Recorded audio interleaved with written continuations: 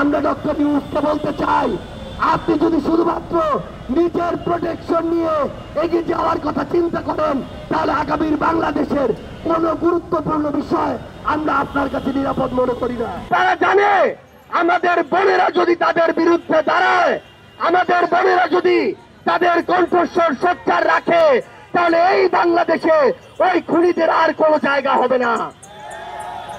এই স্বৈরাচারের দোসররা যাদের ন্যূনতম অনুশোচনা নেই, ন্যূনতম বিবেকবোধ নেই, যাদের মস্তিষ্কের বিকৃতি ঘটেছে, যারা টাকার কাছে, যারা তোষামোদীর কাছে, ক্ষমতার কাছে যুগের পর যুগ ধরে নিজেদের বিবেকবোধের বিক্রি করে দিয়ে এসেছে, তারা এখন আমাদের মা বোনদের এমন নগ্ন ভাষায় কথা বলে যেটা আমরা মুখে উচ্চারণ করতে পারি না।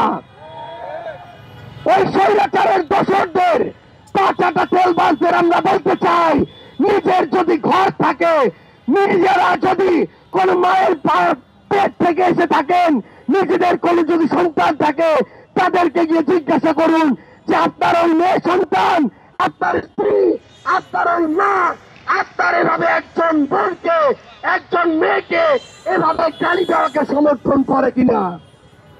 আমরা স্পষ্ট করে বলি, এই বাংলাদেশের সেই আওয়ামী লীগের দোসররা, খুনিরা এভাবে আমাদের বোনদেরকে অশ্রাব্য ভাষায় গালি দিয়ে তাদের মনোবলকে নরম করতে চায়। তারা মনে রাখুক, আমাদের বোনেরা তাদের বিরুদ্ধে আরো শক্ত প্রাচীর হয়ে আগামীতে নামবে ইনশাআল্লাহ। আমরা দেখেছি আজকে জনাব মির্জা ফখরুল ইসলাম আলমগীরের একটি সাক্ষাৎকার প্রকাশিত হয়েছে। আমরা স্পষ্ট করে বলি, আর এই ধরনের পরোক্ষভাবে কথা বলা আমরা পছন্দ করি না।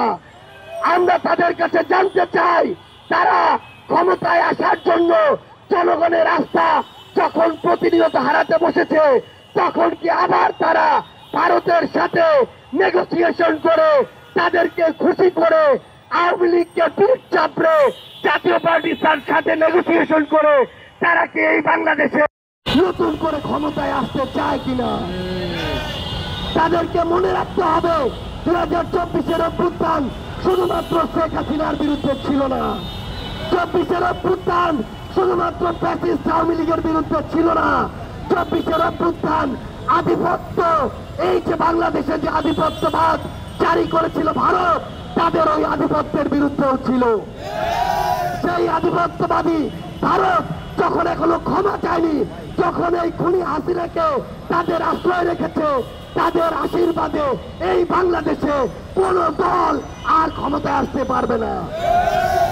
আমরা স্পষ্ট করে আমাদের জায়গা থেকে বলতে চাই, সেটা বিএনপি হোক, অন্য কোন প্রতিষ্ঠান হোক, নির্বাচন কমিশন হোক, যদি তারা মনে করে জনগণের রায়ের বিপরীতে গিয়ে, জনগণের আকাঙ্ক্ষার বিপরীতে গিয়ে বিভিন্ন প্রভাবকের দ্বারা প্রভাবিত হয়ে, এজেন্সি, প্রতিষ্ঠান, দল, ব্যক্তির দ্বারা প্রভাবিত হয়ে তারা আমাদেরকে মার্কা আটকে, তারা আমাদেরকে নিয়ে কটূক্তি করে তারা এগিয়ে যাবে, ক্ষমতায় বসবে, এই আশা তাদের পূরণ হবে না।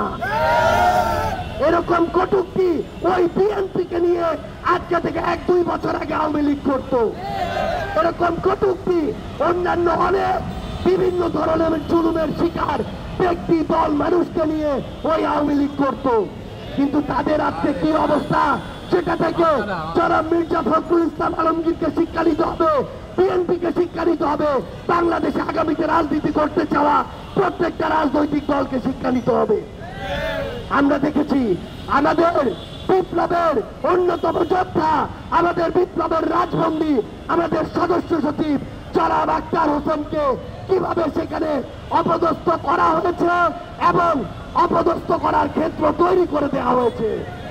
আমরা ডক্টর ইউনূসকে বলতে চাই, আপনি যদি শুধুমাত্র নিজের প্রোটেকশন নিয়ে এগিয়ে যাওয়ার কথা চিন্তা করেন, তাহলে আগামীর বাংলাদেশের কোন গুরুত্বপূর্ণ বিষয় আমরা আপনার কাছে নিরাপদ মনে করি না।